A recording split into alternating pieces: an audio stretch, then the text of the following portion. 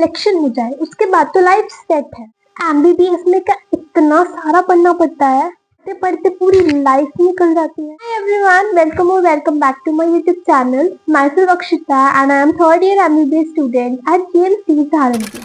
10th के result के बाद जब बारी आती है अपनी स्ट्रीम सिलेक्ट करने की, तो हम एक्साइटमेंट में मेडिकल चूज कर लेते हैं।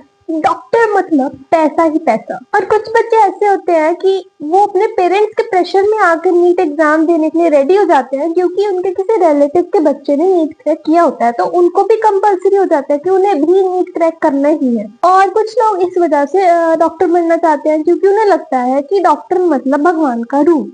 तो इस फील्ड में उनको बहुत ज्यादा रिस्पेक्ट मिलने वाली है। पैसा तो होगा ही, साथ में रिस्पेक्ट भी मिलेगी लोगों की, और साथ में वो लोगों की जान भी बचा पाएंगे। तो इनमें से सिर्फ 20% बच्चे ही ऐसे होंगे जिनको अपना खुद का पैशन होगा डॉक्टर बनने का, कि वो खुद से चाहते हैं लोगों की जान बचाना, कम्युनिटी की हेल्प करना।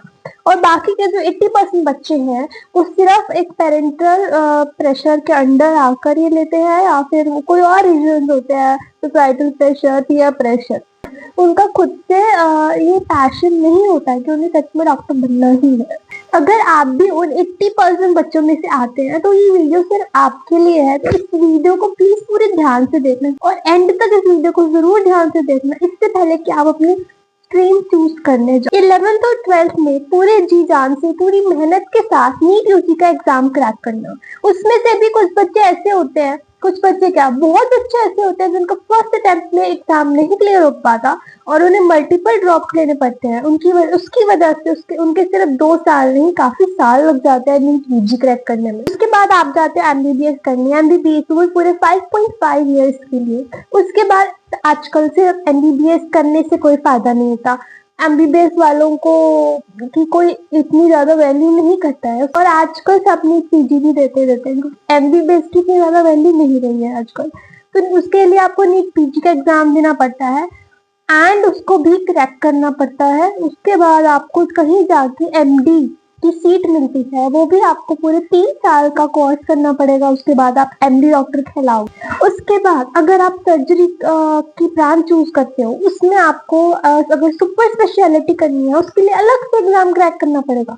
तो इन सबको मिला के लगभग आपके 13 से 14 साल तो मिला ही लो, अगर आप बीच में ड्रॉप नहीं लेते हो। अगर आपका लगातार सिलेक्शन होता है तो इस तरह आपके पूरे 13 से 14 साल लग जाएंगे सिर्फ और सिर्फ अपनी पढ़ाई करने में, एग्जाम्स क्रैक करने में।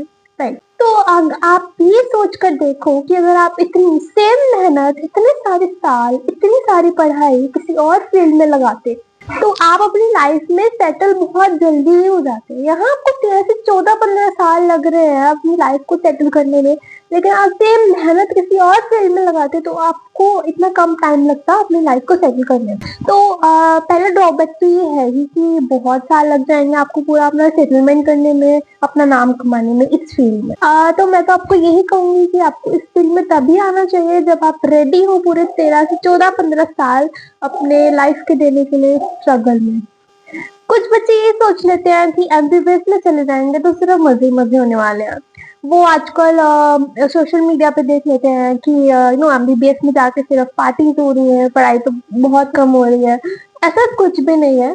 जितना सिलेबस आप पूरे नीट एग्जाम में रेडी करते हो ना, उतना सिलेबस यहाँ के सिर्फ एक सब्जेक्ट में आपको मिलने वाला है। हर साल आपको पास होना पड़ेगा अपने एग्जाम देकर। एग्जाम्स भी ऐसे कि पूरे साल में एक बार एंड में जाके होंगे, उसमें पूरी पूरी की पूरी बुक आने वाली है आपकी स्टार्टिंग से लेकर एंड तक उस सब्जेक्ट की। यहाँ पे कोई सेमेस्टर सिस्टम भी नहीं है कि आपका आधा सिलेबस पहले आ गया आधा बाद में। यहाँ पे आपको पूरा का पूरा सिलेबस एंड में आके देना पड़ेगा ही पड़ेगा, उसको पास करना पड़ेगा एंड 50% मार्क्स के साथ। वो भी प्रोफेशनल एग्जाम आने से 2-3 महीने पहले से इतना ज्यादा स्ट्रेस होने लगता है, क्योंकि सिलेबस इतना सारा होता है और वो आपको 2-3 महीने में पूरा कंप्लीट एकदम अपने माइंड में सेट करके रखना होता है, क्योंकि वो सब कुछ याद रहे। तो पहले आपके प्री प्रॉप होंगे, फिर उसके बाद आपके प्रॉप्स होते हैं। तो ऐसे करते करते आपके बस एग्जाम आते ही रहते हैं पूरा साल। और जब एग्जाम आते हैं तो उसमें आपको गैप भी बहुत कम मिलता है। आपके लगातार एग्जाम्स होते हैं और आप मतलब गैप इतना ज्यादा कम मिलता है कि आपकी नींद भी पूरी नहीं हो पाती। आप कई बार बहुत बच्चे बिना सोए पेपर देने चले जाते हैं। उसके बाद एमबीबीएस के दौरान आपको नीट पीजी क्रैक क्रैक करने का भी एक प्रेशर बना रहता है कि आपको अब आपको निकलना है कॉलेज से, तो उससे पहले नहीं पीजी भी आपको क्रैक करना पड़ेगा, क्योंकि एमडी करनी है। तो ये प्रेशर जो है ना वो बना ही रहता है। ऐसा भी नहीं है कि आपने फर्स्ट ईयर कंप्लीट कर लिया तो आप फर्स्ट ईयर का सिलेबस भूल जाओ, ऐसा नहीं है। आपको फर्स्ट सेकंड थर्ड फोर्थ सभी ईयर का सिलेबस अच्छे से याद करना पड़ता है उसको, क्योंकि उसको रिटेन करके रखना पड़ता है। क्योंकि ऐसा होता है कि नीट पीजी में तो आपको करना ही है, तो हम भूल भी नहीं सकते उसको। आप डॉक्टर बनने जा रहे हो तो इट्स वेरी इम्पोर्टेंट कि आपको हर चीज लर्न हो, अच्छे से पता हो, बिकॉज जो आपके पेशेंट हैं उनकी जो लाइफ है वो आपके हाथों में है। तो it's very important for us to study hard in our college days. तो एंड में मैं बस यही कहना चाहूंगी कि अगर आपके अंदर सच में वो पैशन, वो डेडिकेशन है डॉक्टर बनने की, तभी इस फील्ड में एंटर होना।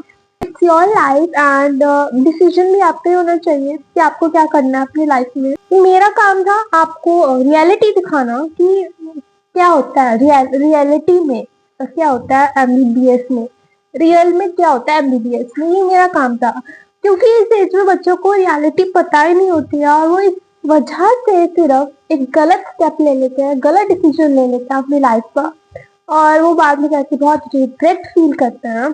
So this video was for you. I don't want कि you guys suffer in your life because of lack of knowledge or anything. That's why मैंने आपके लिए वीडियो बनाई है। ये वीडियो आपको डिमोटिवेट करने के लिए बिल्कुल भी नहीं थी। ये मत समझना कि आपने तो हमें डिमोटिवेट कर दिया दिखाकर। नो, ऐसा भी नहीं है। हर चीज के प्रोज एंड कॉन्स होते हैं, इसके भी है। तो it's all about your passion, nothing else, और कुछ भी नहीं है। सिर्फ आपका पैशन है जो आपको यहाँ से यहाँ पहुँचा सकता है। तो अगर आपको मेरी वीडियो हेल्पफुल लगी हो, and do subscribe to my YouTube channel. Till then bye and thank you, bye.